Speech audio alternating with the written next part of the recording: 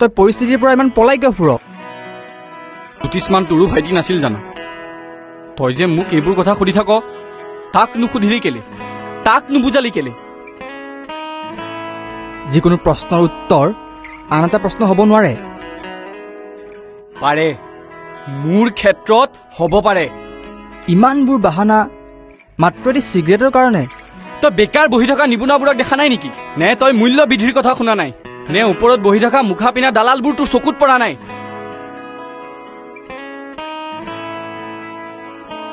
কেতিয়াবা মই ভাবোঁ, বুজিছ, তোৰ বাৰু এনে অৱস্থা মেঘালীৰ কাৰণে হোৱা নাইতো। চা ভাই জোনাক, সমৰ শইকীয়া ভাঙি পৰিছে সঁচা,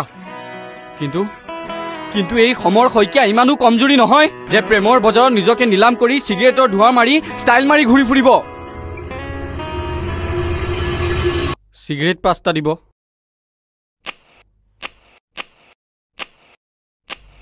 আচলতে কি জান, সকলোৱে ভাবে তই তাক মাৰিছ।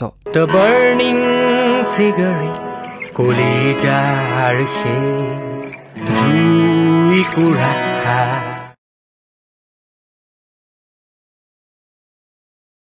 চকলেট খাবি?